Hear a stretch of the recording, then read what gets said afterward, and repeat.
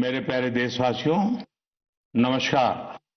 मन की बात में आपका फिर से स्वागत है, अभिनंदन है। कुछ ही दिनों में साल 2026 दस्तक देने वाला है और आज जब मैं आपसे बात कर रहा हूं तो मन में पूरे एक साल की यादें घूम रही हैं। कई तस्वीरें, कई चर्चाएं, कई उपलब्धियां जिन्होंने देश को एक साथ जोड़ दिया। 2025 ने हमें ऐसे कई पल दिए जिन पर हर भारतीय को गर्व हुआ। देश की सुरक्षा से लेकर खेल के मैदान तक, विज्ञान की प्रयोगशालाओं से लेकर दुनिया के बड़े मंचों तक भारत ने हर जगह अपनी मजबूत छाप छोड़ी। इस साल ऑपरेशन सिंदूर हर भारतीय के लिए गर्व का प्रतीक बन गया। दुनिया ने साफ देखा, आज का भारत अपनी सुरक्षा से कोई समझौता नहीं करता। ऑपरेशन सिंदूर के दौरान देश के कोने कोने से मां भारती के प्रति प्रेम और समर्पण की तस्वीरें सामने आई। लोगों ने अपने अपने तरीके से अपने भाव व्यक्त किए। साथियों, यही जज्बा तब भी देखने को मिला जब वंदे मातरम के 150 वर्ष पूरे हुए। मैंने आपसे आग्रह किया था कि हैशटैग वंदे मातरम 150 के साथ अपने संदेश और सुझाव भेजें। देशवासियों ने इस अभियान में बढ़ चढ़कर हिस्सा लिया। साथियों, 2025 खेल के लिहाज से भी एक यादगार साल रहा। हमारी पुरुष क्रिकेट टीम ने आईसीसी चैंपियंस ट्रॉफी जीती। महिला क्रिकेट टीम ने पहली बार विश्व कप अपने नाम किया। भारत की बेटियों ने women's blind T20 world cup जीतकर इतिहास रच दिया। एशिया कप T20 में भी तिरंगा शान से लहराया। पैरा एथलीटों ने विश्व चैंपियनशिप में कई पदक जीतकर ये साबित किया कि कोई बाधा हौसलों को नहीं रोक सकती। विज्ञान और अंतरिक्ष क्षेत्र में भी भारत ने बड़ी छलांग लगाई। शुभांशु शुक्ला पहले भारतीय बने जो इंटरनेशनल स्पेस स्टेशन तक पहुंचे। पर्यावरण संरक्षण और वन्य जीवों की सुरक्षा से जुड़े कई प्रयास भी 2025 की पहचान बने। भारत में चीतों की संख्या भी अब 30 से ज्यादा हो गई है। 2025 में आस्था, संस्कृति और भारत की अद्वितीय विरासत सब एक साथ दिखाई दी। साल के शुरुआत में प्रयागराज महाकुंभ के आयोजन ने पूरी दुनिया को चकित किया। साल के अंत में अयोध्या में राम मंदिर पर ध्वजारोहण के कार्यक्रम ने हर भारतीय को गर्व से भर दिया।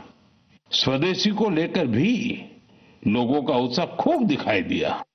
लोग वही सामान खरीद रहे हैं जिसमें किसी भारतीय का पसीना लगा हो और जिसमें भारत की मिट्टी की सुगंध हो।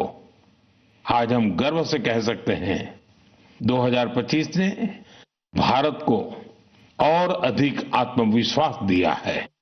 ये बात भी सही है, इस वर्ष प्राकृतिक आपदाएं हमें झेलनी पड़ी, अनेक क्षेत्रों में झेलनी पड़ी।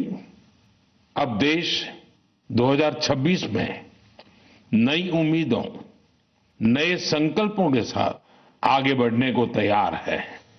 मेरे प्यारे देशवासियों, आज दुनिया भारत को बहुत आशा के साथ देख रही है। भारत से उम्मीद की सबसे बड़ी वजह है हमारी युवा शक्ति। विज्ञान के क्षेत्र में हमारी उपलब्धियां, नए नए इनोवेशन, टेक्नोलॉजी का विस्तार, इनसे दुनिया भर के देश बहुत प्रभावित हैं। साथियों, भारत के युवाओं में हमेशा कुछ नया करने का जुनून है और वो उतने ही जागरूक भी हैं। मेरे युवा साथी कई बार मुझसे ये पूछते हैं कि नेशन बिल्डिंग में वो अपना योगदान और कैसे बढ़ाएं, वो कैसे अपने आइडिया शेयर कर सकते हैं। कई साथी पूछते हैं कि मेरे सामने वो अपने आइडियाज का प्रेजेंटेशन कैसे दे सकते हैं। हमारे युवा साथियों की इस जिज्ञासा का समाधान है विकसित भारत यंग लीडर्स डायलॉग। पिछले साल इसका पहला एडिशन हुआ था। अब कुछ दिन बाद उसका दूसरा एडिशन होने वाला है। अगले महीने की 12 तारीख को स्वामी विवेकानंद जी की जयंती के अवसर पर राष्ट्रीय युवा दिवस मनाया जाएगा। इसी दिन यंग लीडर्स डायलॉग का भी आयोजन होगा और मैं भी इसमें जरूर शामिल होऊंगा। इसमें हमारे युवा इनोवेशन, फिटनेस, स्टार्टअप और एग्रीकल्चर जैसे महत्वपूर्ण विषयों पर अपने आइडियाज शेयर करेंगे। मैं इस कार्यक्रम को लेकर बहुत ही उत्सुक हूं। साथियों, मुझे ये देखकर अच्छा लगा कि इस कार्यक्रम में हमारे युवाओं की भागीदारी बढ़ रही है। कुछ दिनों पहले ही इससे जुड़ा एक क्विज कंपटीशन हुआ। इसमें 50 लाख से अधिक युवा शामिल हुए। एक निबंध प्रतियोगिता भी हुई जिसमें स्टूडेंट्स ने विभिन्न विषयों पर अपनी बातें रखी। इस प्रतियोगिता में तमिलनाडु पहले और उत्तर प्रदेश दूसरे स्थान पर रहा। साथियों, आज देश के भीतर युवाओं को प्रतिभा दिखाने के नए नए अवसर मिल रहे हैं। ऐसे बहुत से प्लेटफॉर्म्स विकसित हो रहे हैं जहां युवा अपनी योग्यता और रुचि के अनुसार टैलेंट दिखा सकते हैं। ऐसा ही एक प्लेटफॉर्म है स्मार्ट इंडिया हैकेथॉन। एक और ऐसा माध्यम जहां आइडियाज एक्शन में बदलते हैं। साथियों, स्मार्ट इंडिया हैकेथॉन 2025 का समापन इसी महीने हुआ है। इस हैकेथॉन के दौरान 80 से अधिक सरकारी विभागों की 270 से ज्यादा समस्याओं पर स्टूडेंट्स ने काम किया। स्टूडेंट्स ने ऐसे सॉल्यूशन दिए जो रियल लाइफ चैलेंजेस से जुड़े थे, जैसे ट्रैफिक की समस्या है। इसे लेकर युवाओं ने स्मार्ट ट्रैफिक मैनेजमेंट से जुड़े बहुत ही इंटरेस्टिंग पर्सपेक्टिव शेयर किए। फाइनेंशियल फ्रॉड्स और डिजिटल एरेस्ट जैसी चुनौतियों के समाधान पर भी युवाओं ने अपने आइडियाज सामने रखे। गांवों में डिजिटल बैंकिंग के लिए साइबर सिक्योरिटी फ्रेमवर्क पर सुझाव दिया। कई युवा एग्रीकल्चर सेक्टर की चुनौतियों के समाधान में जुटे रहे। साथियों, पिछले 7-8 साल में स्मार्ट इंडिया हैकेथॉन में 13 लाख से ज्यादा स्टूडेंट्स और 6,000 से ज्यादा इंस्टीट्यूट्स हिस्सा ले चुके हैं। युवाओं ने सैकड़ों प्रॉब्लम्स के सटीक सॉल्यूशंस भी दिए हैं। इस तरह के हैकेथॉन्स का आयोजन समय समय पर होता रहता है। मेरा अपने युवा साथियों से आग्रह है कि वे इन हैकेथॉन्स का हिस्सा जरूर बने। साथियों, आज का जीवन टेक ड्रिवन होता जा रहा है और जो परिवर्तन सदियों में आते थे, वो बदलाव हम कुछ वर्षों में होते देख रहे हैं। कई बार तो कुछ लोग चिंता जताते हैं कि रोबोट्स कहीं मनुष्य को ही ना रिप्लेस कर दें। ऐसे बदलते समय में ह्यूमन डेवलपमेंट के लिए अपनी जड़ों से जुड़े रहना बहुत जरूरी है। मुझे ये देखकर बहुत खुशी होती है कि हमारी अगली पीढ़ी अपनी संस्कृति की जड़ों को अच्छी तरह थाम रही है। नई सोच के साथ, नए तरीकों के साथ। साथियों, आपने इंडियन इंस्टीट्यूट ऑफ साइंस, उसका नाम तो जरूर सुना होगा। रिसर्च और इनोवेशन इस संस्थान की पहचान है। कुछ साल पहले वहां के कुछ छात्रों ने महसूस किया कि पढ़ाई और रिसर्च के बीच संगीत के लिए भी जगह होनी चाहिए। बस यहीं से एक छोटी सी म्यूजिक क्लास शुरू हुई। न बड़ा मंच, न कोई बड़ा बजट। धीरे धीरे ये पहल बढ़ती गई और आज इसे हम गीतांजलि IISc के नाम से जानते हैं। यह अब सिर्फ एक क्लास नहीं, कैंपस का सांस्कृतिक केंद्र है। यहाँ हिंदुस्तानी शास्त्रीय संगीत है, लोक परंपराएं हैं, शास्त्रीय विधाएं हैं। छात्र यहाँ साथ बैठकर रियाज करते हैं, प्रोफेसर साथ बैठते हैं, उनके परिवार भी जुड़ते हैं। आज 200 से ज्यादा लोग इससे जुड़े हैं और खास बात ये कि जो विदेश चले गए वो भी ऑनलाइन जुड़कर इस ग्रुप की डोर थामे हुए हैं। साथियों, अपनी जड़ों से जुड़े रहने के ये प्रयास सिर्फ भारत तक सीमित नहीं है। दुनिया के अलग अलग कोनों और वहां बसे भारतीय भी अपनी भूमिका निभा रहे हैं। एक और उदाहरण जो हमें देश से बाहर ले जाता है, ये जगह है दुबई। वहां रहने वाले कन्नड़ा परिवारों ने खुद से एक जरूरी सवाल पूछा। हमारे बच्चे टेक वर्ल्ड में आगे तो बढ़ रहे हैं, लेकिन कहीं वो अपनी भाषा से दूर तो नहीं हो रहे हैं। यहीं से जन्म हुआ कन्नड़ा पाठशाले का, एक ऐसा प्रयास जहां बच्चों को कन्नड़ा पढ़ना, सीखना, लिखना और बोलना सिखाया जाता है। आज इससे 1000 से ज्यादा बच्चे जुड़े हैं। वाकई कन्नड़ा नाडु नुडी नम्मा हेम्मे, कन्नड़ा की भूमि और भाषा हमारा गर्व है। साथियों, एक पुरानी कहावत है, जहां चाह वहां राह।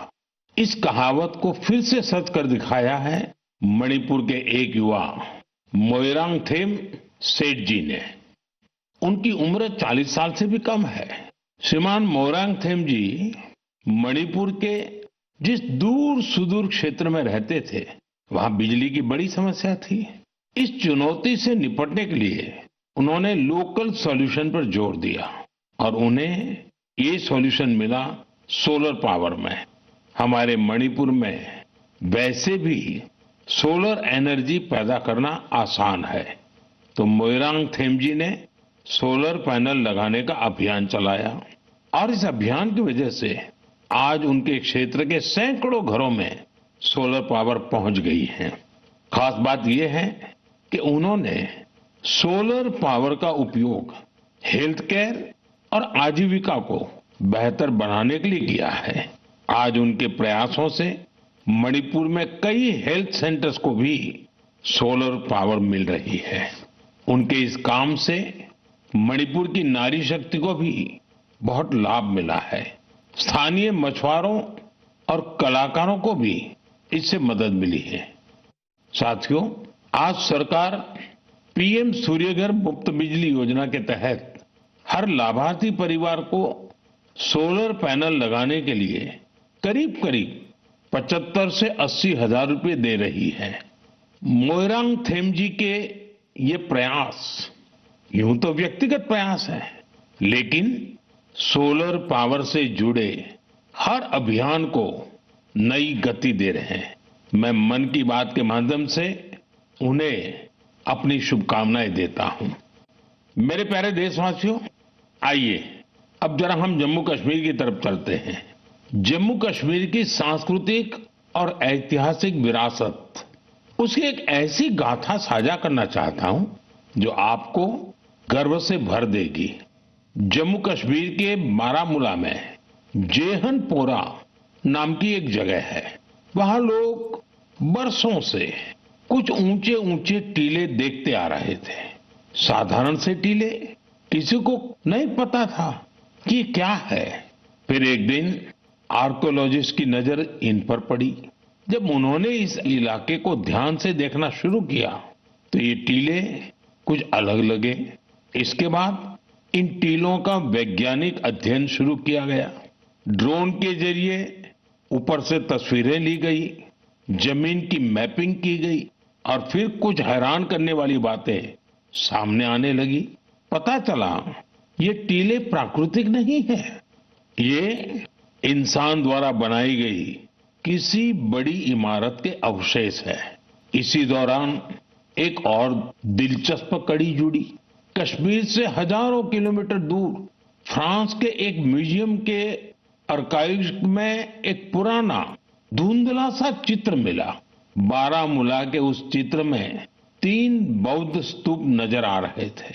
यहीं से समय ने करवट ली और कश्मीर का एक गौरवशाली अतीत हमारे सामने आया। ये करीब 2000 साल पुराना इतिहास है।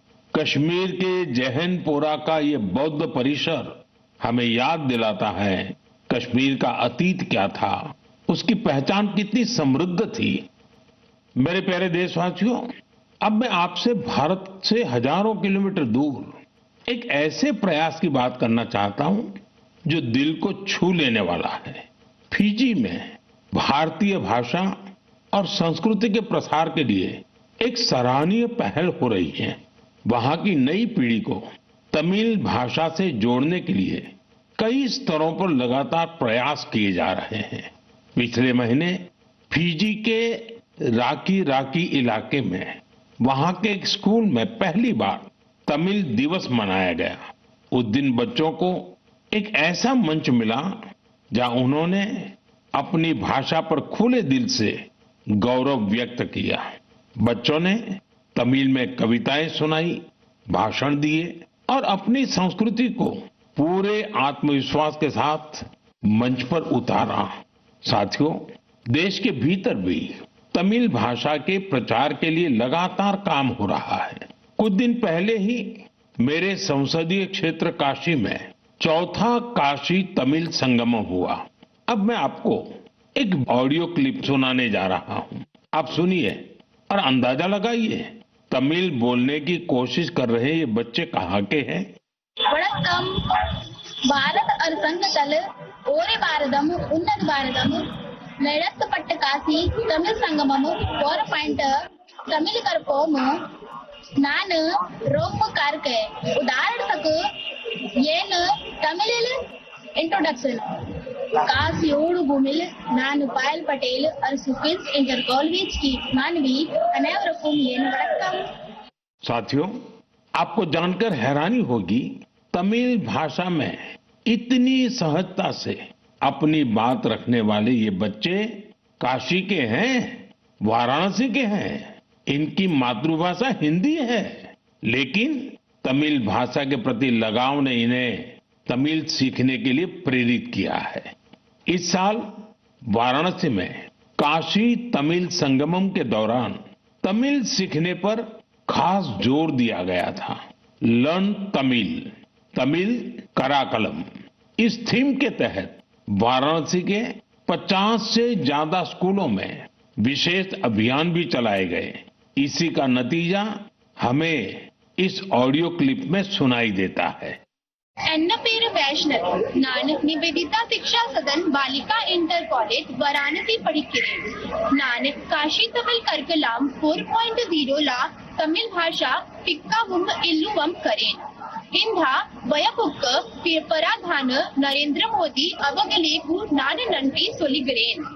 साथियों, तमिल भाषा दुनिया की सबसे प्राचीन भाषा है।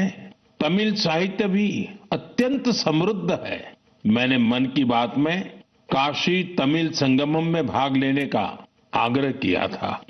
मुझे खुशी है कि आज देश के दूसरे हिस्सों में भी बच्चों और युवाओं के बीच तमिल भाषा को लेकर नया आकर्षण दिख रहा है। यही भाषा की ताकत है, यही भारत की एकता है। साथियों, अगले महीने हम देश का 77वां गणतंत्र दिवस मनाएंगे। जब भी ऐसे अवसर आते हैं तो हमारा मन स्वतंत्रता सेनानियों और संविधान निर्माताओं के प्रति कृतज्ञता के भाव से भर जाता है। हमारे देश ने आजादी पाने के लिए लंबा संघर्ष किया है। आजादी के आंदोलन में देश के हर हिस्से के लोगों ने अपना योगदान दिया है, लेकिन दुर्भाग्य से आजादी के अनेकों नायक नायिकाओं को वो सम्मान नहीं मिला जो उन्हें मिलना चाहिए था। ऐसी ही एक स्वतंत्रता सेनानी है ओडिशा की पार्वती गिरी जी। जनवरी 2026 में उनकी जन्म शताब्दी मनाई जाएगी। उन्होंने 16 वर्ष की आयु में भारत छोड़ो आंदोलन में हिस्सा लिया था। साथियों, आजादी के आंदोलन के बाद पार्वती गिरि जी ने अपना जीवन समाज सेवा और जनजातीय कल्याण को समर्पित कर दिया था। उन्होंने कई अनाथालयों की स्थापना की।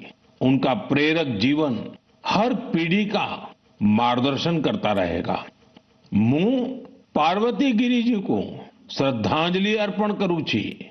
साथियों, ये हमारा दायित्व है कि हम अपनी विरासत को न भूलें। हम आजादी दिलाने वाले नायक नायिकाओं की महान गाथा को अगली पीढ़ी तक पहुंचाए। आपको याद होगा, जब हमारी आजादी के 75 वर्ष हुए थे, तब सरकार ने एक विशेष वेबसाइट तैयार की थी। इसमें एक विभाग अनसंग हीरोज को समर्पित किया गया था। आज भी आप इस वेबसाइट पर विजिट करके उन महान विभूतियों के बारे में जान सकते हैं, जिनकी देश को आजादी दिलाने में बहुत बड़ी भूमिका रही है।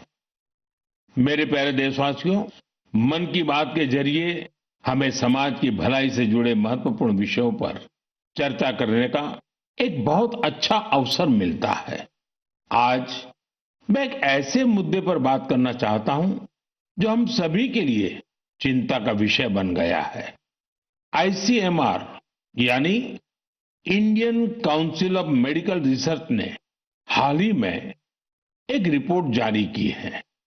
इसमें बताया गया है कि निमोनिया और यूटीआई जैसी कई बीमारियों के खिलाफ एंटीबायोटिक दवाएं कमजोर साबित हो रही है।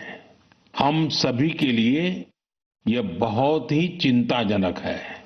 रिपोर्ट के मुताबिक इसका एक बड़ा कारण लोगों द्वारा बिना सोचे समझे एंटीबायोटिक दवाओं का सेवन है। एंटीबायोटिक ऐसी दवाएं नहीं हैं जिन्हें यूं ही ले लिया जाए। इनका इस्तेमाल डॉक्टर की सलाह से ही करना चाहिए। आजकल लोग यह मानने लगे हैं कि बस एक गोली ले लो, हर तकलीफ दूर हो जाएगी। यही वजह है कि बीमारियां और संक्रमण इन एंटीबायोटिक दवाओं पर भारी पड़ रहे हैं। मैं आप सभी से आग्रह करता हूं कि कृपया अपनी मनमर्जी से दवाओं का इस्तेमाल करने से बचें। एंटीबायोटिक दवाओं के मामले में तो इस बात का ध्यान रखना बहुत जरूरी है।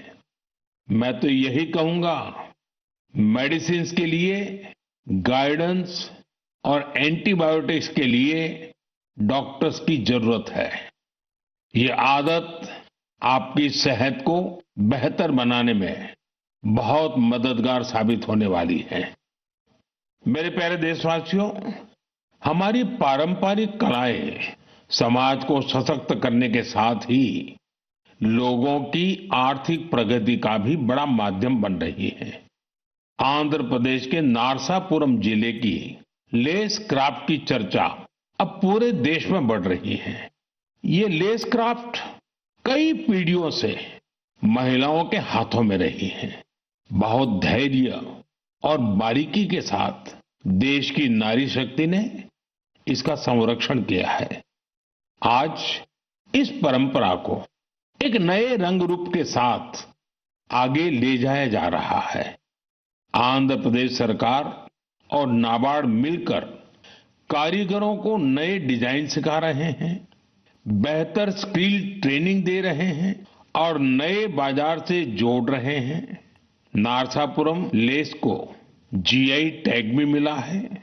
आज इससे 500 से ज्यादा प्रोडक्ट्स बन रहे हैं और 250 से ज्यादा गांवों में करीब करीब 1 लाख महिलाओं को इससे काम मिल रहा है।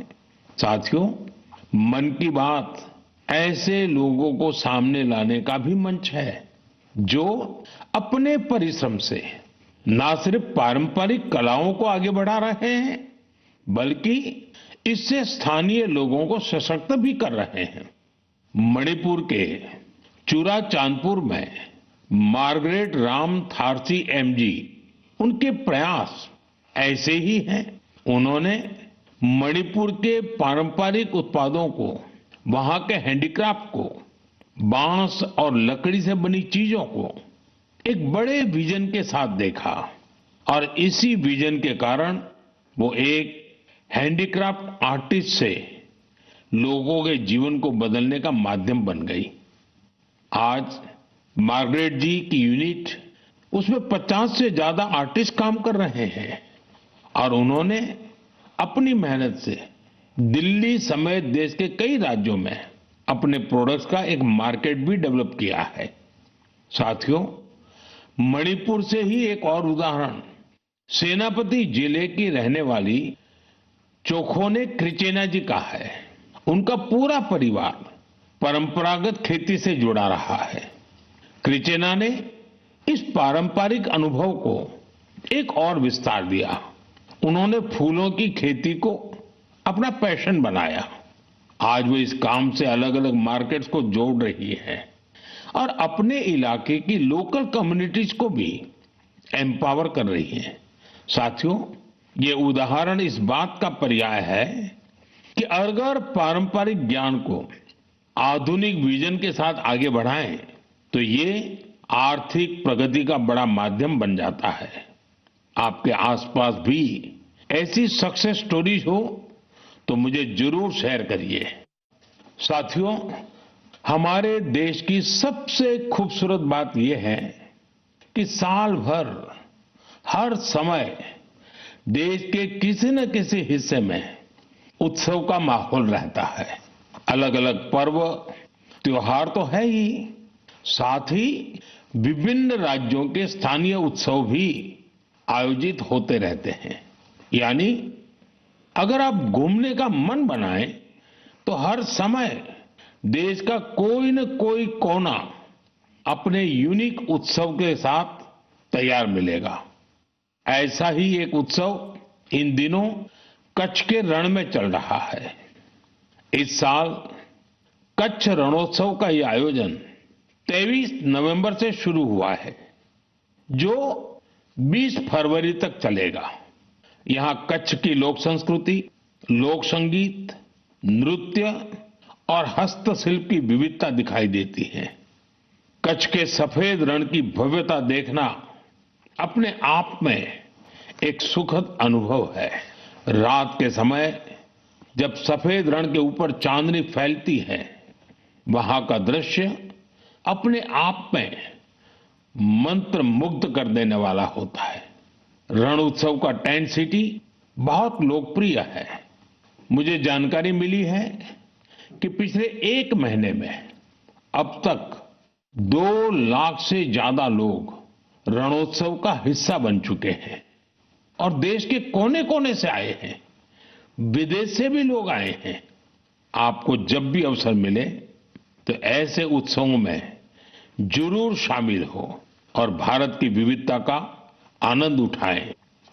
साथियों, 2025 में मन की बात का ये आखिरी एपिसोड है। अब हम साल 2026 में ऐसे ही उमंग और उत्साह के साथ, अपनेपन के साथ अपने मन की बातों को करने के लिए मन की बात के कार्यक्रम में जरूर जुड़ेंगे। नई ऊर्जा, नए विषय और प्रेरणा से भर देने वाली देशवासियों की अनगिनत गाथाओं मन की बात में हम सबको जोड़ती हैं। हर महीने मुझे ऐसे अनेक संदेश मिलते हैं जिसमें विकसित भारत को लेकर लोग अपना विजन साझा करते हैं। लोगों से मिलने वाले सुझाव और इस दिशा में उनके प्रयासों को देखकर ये विश्वास और मजबूत होता है। और जब ये सब बातें मेरे तक पहुंचती हैं तो विकसित भारत का संकल्प जरूर सिद्ध होगा, यह विश्वास दिनों दिन मजबूत होता जाता है। साल 2026 इस संकल्प सिद्धि की यात्रा में एक अहम पड़ाव साबित हो। आपका और आपके परिवार का जीवन खुशहाल हो, इसी कामना के साथ इस एपिसोड में विदाई लेने से पहले मैं जरूर कहूंगा, फिट इंडिया मूवमेंट आपको भी फिट रहना है। ठंडी का ये मौसम व्यायाम के लिए बहुत उपयुक्त होता है। व्यायाम जरूर करें। आप सभी को 2026 की बहुत बहुत शुभकामनाएं। धन्यवाद। वंदे मातरम।